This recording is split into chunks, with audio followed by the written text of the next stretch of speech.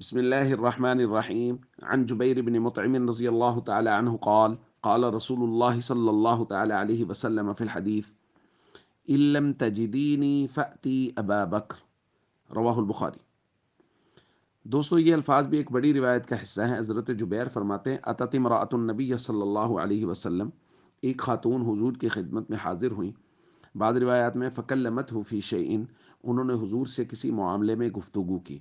فامرها ان ترجع الیہ، حضور نے حکم دیا کہ آپ بعد میں آئیے گا۔ قالت، انہوں نے عرض کیا یا رسول اللہ ارأیت ان جئت ولم اجدک کأنها تقول الموت، یا رسول اللہ اگر میں آؤں اور میں آپ کو موجود نہ پاؤں۔ راوی کہتے ہیں کہ ان کے ذہن میں تھا کہ اگر آپ دنیا سے رحلت فرما گئے ہوں تو میں کیا کروں؟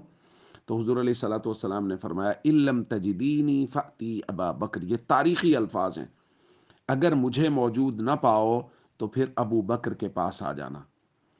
دوستو، یہ کمال ہے اعتماد، کمال اعتماد ہے کہ جس نہج پر کسی بھی فیصلے کو، معاملے کو میں حل کروں گا، اسی طریقے اور اسی نہج پر ابو بکر بھی معاملات کو حل کریں گے۔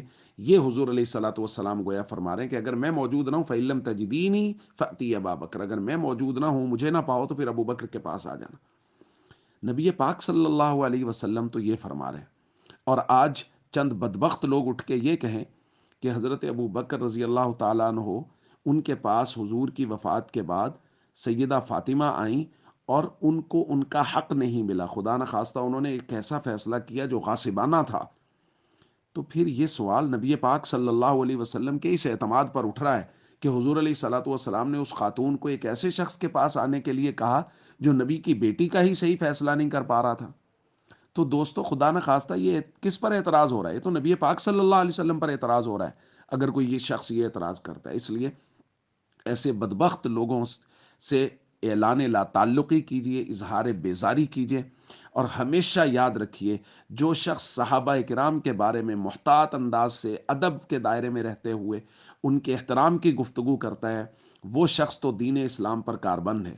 اور جو حضرت ابو بکر کے بارے میں بھی عدم اعتماد کا اظہار کر رہا ہے، جن پر نبی پاک صلی اللہ علیہ وسلم اس قدر اعتماد کرتے ہیں، ہمیشہ یاد رکھیے کہ وہ بددین ہے، دین سے ہٹا ہوا ہے، گمراہ ہے۔ ایسے شخص کی قطعاً کوئی بات نہ سنیے۔ السلام علیکم ورحمۃ اللہ وبرکاتہ۔